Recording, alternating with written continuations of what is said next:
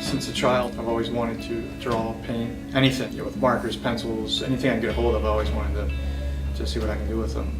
Still life, portrait, landscape, I did it all. I wanted to learn how to do all of it. When I was 13, I started private lessons with local artist Bob Brown. I studied with him for several years, and then when I was in high school, I think it was junior year of high school, I started studying at the Schiller School of Fine Art, took summer courses there.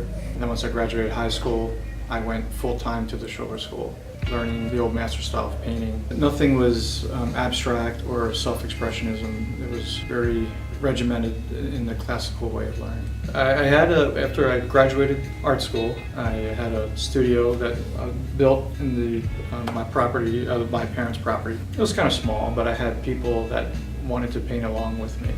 Friends of mine from school and stuff that just needed a place to paint, so it started very slow, and then 2 became 4, and 6, 8. Next thing I had a group of people painting with me, and then I decided to teach a few days a week. I had everything there, and people were there, so it just kind of blossomed from that. I never really expected to get something as an entire school with a staff of other artists.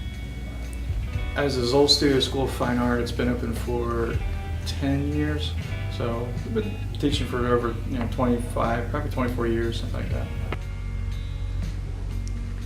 You have to wear many hats when you run a business and a school and a teacher and an artist. And so I have to take care of the paperwork. You got to make sure the classes are running smoothly, your teachers are good, just everything's running smooth. So you have to be able to kind of jump around quick and switch gears, so to speak. And then I also have to remember to make time for myself for painting and lock myself away so the business part doesn't interfere with my own creativity.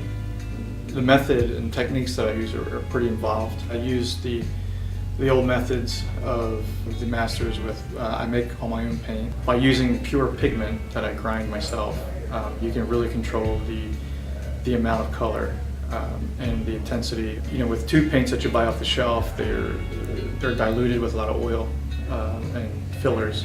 And what I use is pure. It's just a little bit of oil with a lot more pigment, so you can the colors really jump off the canvas. So it's a very traditional way of painting, but also I can use that method and apply it to objects I may paint, or a landscape or a portrait, where you might put a newer twist on it. So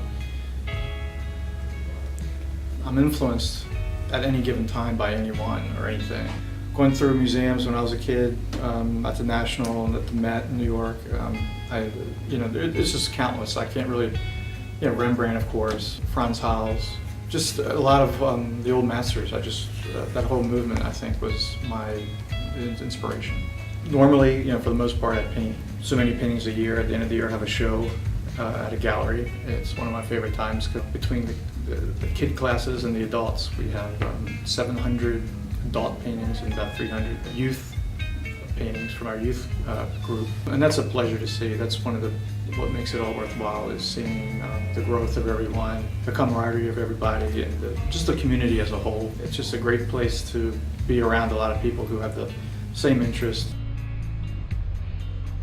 Seeing people come in that may be a little intimidated about painting, or they always wanted to paint, they always want to learn how to draw. I tell them to come in and just start, and then you see them grow very fast, and then they get better and better and better. And I guess to see their excitement as they improve, it makes me excited to see people who are really, into it. And just to nurture their love of art, even if they didn't realize they had it.